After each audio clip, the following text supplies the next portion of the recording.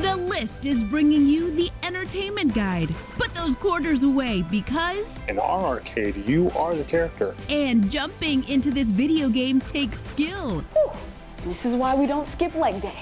Plus, we give you a reason to turn subtitles on. It definitely plays a cool role in learning a new language. But first, find out why that song gets stuck in your head. Things like notes in the song are really close to one another. Let the good times roll with the entertainment guide right now. Hey everyone, I'm Christina Guerrero. And I'm Jimmy Rhodes, and today we're going to be your entertainment guide. We're talking about all the things that distract, relax, interest, and amuse us. That's right, let's start with music, and something we've all experienced. Those songs that get stuck in our heads and just won't leave. Who let the dogs out? Like that. Who? I mean, that's been in there for like years. The science behind those earworms is our featured story at the top of the list. If you listen to a song and all of a sudden you find it plays over and over in your head, chances are you may have encountered a sticky song, also known as an earworm. You might not know why that happened in the first place, and it might be difficult to dislodge. And turns out there's a science behind them. To help us understand it, we turn to Elizabeth Margulis, professor and director of the Music Cognition Lab at Princeton University. It really is something that lots and lots of people experience very frequently. First, let's take a look at the term coined by experts to define sticky songs: involuntary musical imagery. It's really indistinguishable with the term earworm. By musical imagery, you just mean the same way you'd think about visual imagery. So think about the song Hotel California. Welcome to the Hotel California. Right? You can kind of create a pretty vivid auditory image of that often. Meanwhile, the involuntary part explains how they appear out of nowhere, triggered by even simple things such as, oh, there's a cute dog walking by me on the street. Now, who let the dogs out is stuck in my head. But not all songs stick. You'll find the ones that do share a few common traits. Things like notes in the song are really close to one another. When the song's a little faster, an upbeat song combined with an unexpected change in pitch or tempo catches your brain's attention, and that's why it sticks. Up, Kurt bass. It has to be sufficiently ordinary for you to really be able to form expectations about it and remember it, but also sufficiently kind of unusual. You've probably thought of a few, which begs the question, do we love them or hate them? People generally said that most experiences of earworms were kind of okay. Where I think the knee-jerk thought about earworms is that it's like this torturous kind of experience, which of course it can be. But often they're kind of okay for people. But if you do catch that unpleasant kind, here's how to get rid of them. Chewing gum. When you have a song stuck in your head, you're likely to also be moving your mouth, singing along to it. So chewing gum will disrupt that. Something else that helps? Getting engaged in a task that really requires a lot of attention. Like talking to a friend or having a meal. Because it seems to be easier to be subject to an earworm episode if you're doing something really mindless and you're in a low attention state. For better or worse, that's your deep dive into the science of sticky songs at the top of the list. Netflix's Squid Game was last year's biggest hit, but what if I told you it isn't just entertainment, but it's also educational TV? No, not because it illuminates the dark psychology of the human soul, but because it can teach you to speak Korean. We are looking at how watching TV and movies can help us learn a new language. Turns out learning a new language can be as easy as watching your favorite movie or TV show. We originally conducted a study, and we found that 77% of respondents surveyed agreed watching foreign language films and TV benefited their language learning process. Daniele Siccardi, campaigns manager for the language learning platform Preply, gives us a breakdown on how you can best use TV shows and films to master a new tongue. It gives you an easy access to culture, mannerisms, sentence flow, and often slang. So it definitely plays a cool role in learning a new language. First up, make sure you choose the right movie or series, something that you will enjoy watching. That way you enjoy the show and you ensure that the plot doesn't interrupt your language learning later on. Make sure it offers subtitles both in your native language and the language you're hoping to learn or improve on. Most people watch films on Netflix or Amazon Prime, but I'm sure most DVDs, if people still use them, will have the subtitle feature. Watch the entire show with your native subtitles on so you understand the story. And from there, pick a few standout scenes to study. Find a bit that you like. Start by turning on the foreign subtitles. Now that we understand what's happening in our native language, we can start to transform that into the language that we're learning. Putting the foreign subtitles on allows us to see how things are written and what the word looks like, essentially. And an important study tip, hover over the pause button. If something happens, you want to be able to stop. It's as simple as that. Pausing allows you to look up words and phrases you don't understand yet. Repeat them out loud each time you hear them to help you memorize them and learn the pronunciation. The listening part is probably the easiest, and then the reading. So you're taking that step from listening into reading. Finally, turn the foreign subtitles off and see how much you've remembered. It's really nice to almost test yourself and just show yourself how far you've come. But don't expect to be perfect the first time around. Learning a language, it's such a journey. While there is no exact number of times this entire process should be repeated to fully learn a new language, if this is something that you find is helping, keep doing it as much as you can, would be my advice. and as you move forward, don't be afraid to take what you've learned into the real world. Speaking with native speakers is probably the biggest jump in language, overcome the nerves and the anxiety, and that is probably the best thing to do. We're using hit TV shows and flicks to master a new language. From Tron to Jumanji, there are plenty of movies that give us a look at what it would be like to enter the world of a video game, but now you actually can. Let's follow Hattie D. Jamal as she enters the world's first human-sized arcade. Whoa. Welcome, Player One. You're now entering a live arcade game. I feel like I'm in the Fifth Element. Is Bruce Willis in here?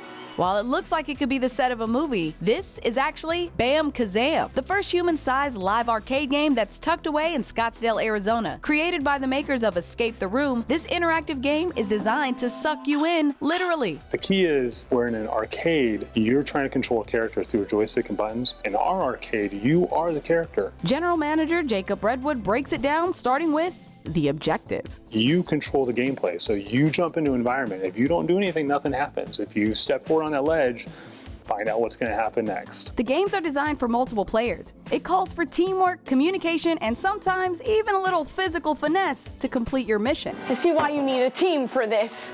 Okay, I'm gonna be in here a while. Using wristbands to enter each room, you'll have one chance to beat the level, or you'll have to start all over again, and the win is worth it every time. Got it! Jacob says, unlike escape rooms where you spend all of your time on one mission, A live arcade, you're going to get multiple themes. from being a burglar on top of a New York high-rise, And this is why we don't skip leg day. to exploring temples Indiana Jones style. Man! Each room lets you know when it's ready for play when the bomb above the door is lit. It's just a variety of experiences, and you may not like all of them, but you're definitely going to find that one or two that you're like, this is my game. Each adventure comes with 3 small rooms or levels for you to beat in order to win. Wrapping us up with the challenges. Everything's short format, so each level is solved within 1 to 3 minutes. And while that doesn't seem like a long time, you're given no rules or direction when you start your mission. So you'll start on level 1. It's not level 1 like easy, medium, hard. It's the game begins here, and it's going to take you several times to learn what those rules are, and you learn, fortunately, by failing. The physical and mental challenges involved are skill-based, and Jacob says every setback isn't a bad thing because eventually those losses add up to understanding the game, eventually a victory. No quarters or cheat codes needed for this arcade. Pressing start on a new way to game. Made it! Coming up on the Entertainment Guide, Mark Wahlberg reveals lessons you'll learn from his latest movie. Extend the love a little bit. Yeah, love the love. And these comedians are connecting to their audience in a whole new way. Lighten up a bit, we're in Dublin. Oh, yeah, Dublin, yeah. Plus, bring some Disney magic to your next party. That's a good way to kind of transport your guests to any sort of magical world. All that and more next.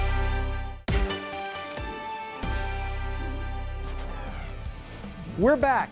Our entertainment guide is all about making your downtime a good time. And a lot of entertainment these days comes through earbuds. So we're looking at features like waterproofing and noise canceling to battery life and more in our quest to find your best buds.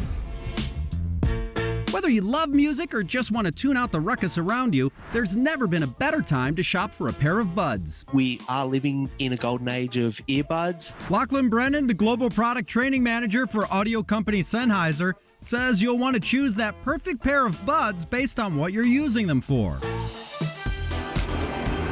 We'll start with the best buds for commuting and the office. The key feature here is noise cancellation. There's really two main types of noise cancellation.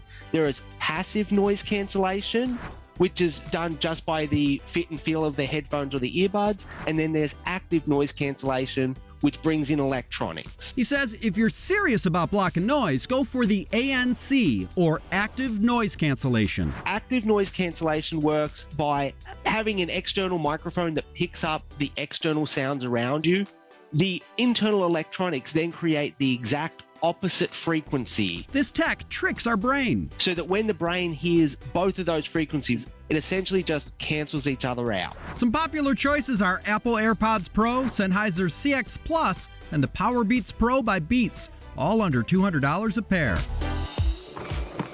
Next up, for workouts and lounging by the pool, you'll want to look for waterproofing, which is indicated by the IPX rating. IP stands for Ingress Protection, which basically in layman terms means stopping something coming in. The most common one that's most recognized is IPX4, and that covers most people for what they need if they get caught in the rain, if they're working out. Lachlan says there's a caveat to this waterproofing tech. As you increase the IPX rating, you are going to start to affect sound quality because you're now adding more layers of protection. Some best bets are the Jabra Elites and Amazon Echo Buds, both under $100. We'll wrap it up with all the best features for chilling out.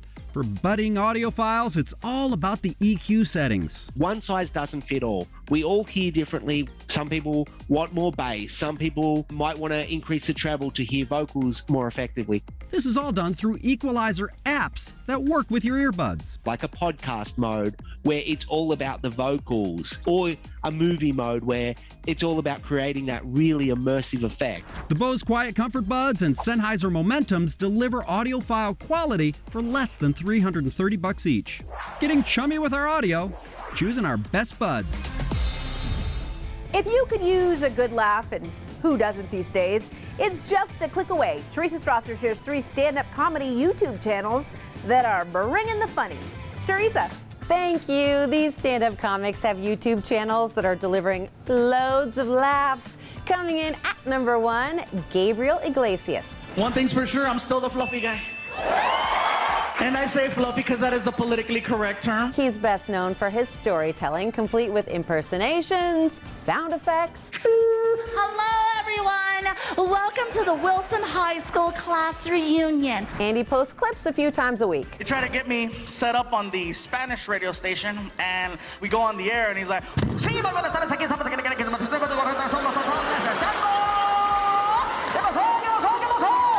Typically on Mondays, he posts a clip from his animated series, Fluffy Bits. Can't handle alcohol.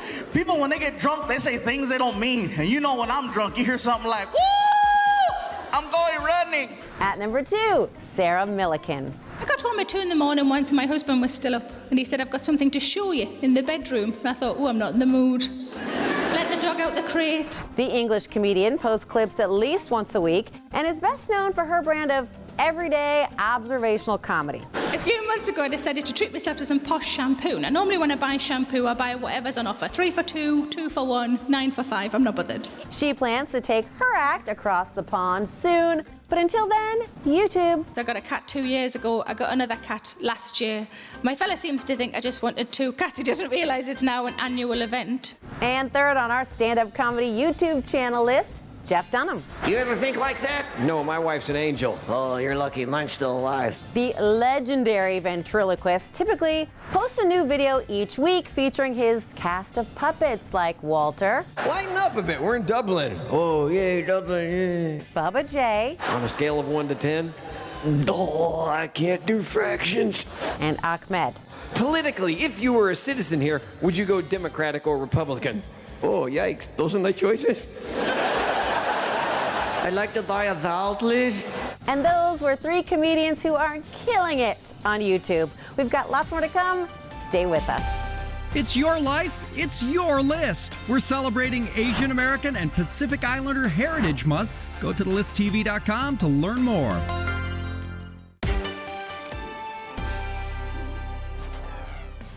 We're back. Life and the entertainment that helps us understand it is all about how we stand up to adversity.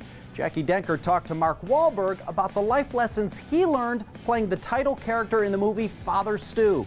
That's on the hot list. I figured it out. Yeah, 7th time's a charm. I'm being an actor. Oh, God. Like all of us, Stuart Long had many different lives, which ranged from boxer to actor, with a few ups and downs along the way. I reckon it's a few months' worth of cleanups on aisle 4 to pay off a DUI impound. Ultimately, Father Stu found his path as a priest, and we got the man who plays him, Academy Award nominee Mark Wahlberg, to walk us through some lessons we can all learn from this redemption story. What do you intend for audiences to get out of it? Ultimately, right, for people to see the good in people, to not give up on people. This is the place you told me you believe in me.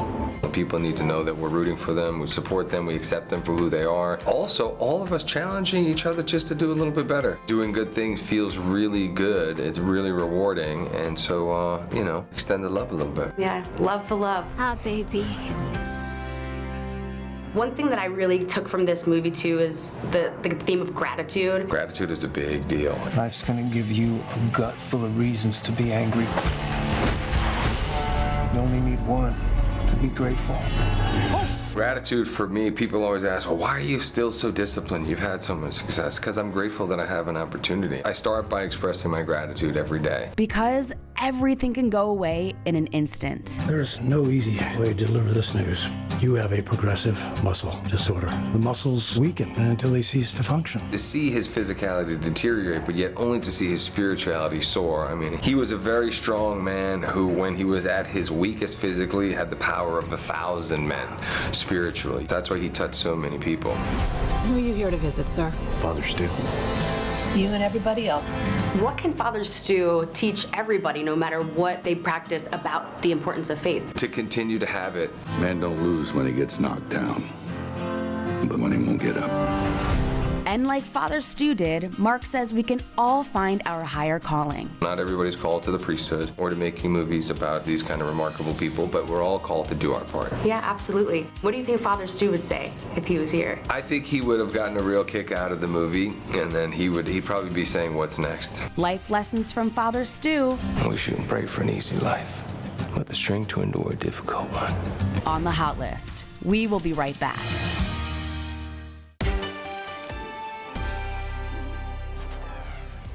We're back. Anything Disney is pretty much guaranteed to be entertaining, and now we're going to help you share that fun with your friends. Teresa Strasser shows us how putting some Disney magic on the menu can make for a very different dinner party. Disney movies have been capturing audiences for generations. Disney is full of hope and magic, and it keeps you remembering to dream. And adding a dash of Disney magic to a dinner party can be a game changer. We spoke with the creator of The Rose Table, Katie Rose Watson, to learn how to add Disney to your dinner parties. First up, the dinner menu. Try to think about, what elements from the movie are really recognizable. You saw a gold lamp, you're immediately going to think of Aladdin. You see some teacups and flowers, you're immediately going to think of Alice in Wonderland. For my Beauty and the Beast party, I literally made beef ragu, cheese souffle, and the gray stuff, which are all mentioned in the song Be Our Guest. Beef ragu, cheese souffle, pie and pudding on flambe.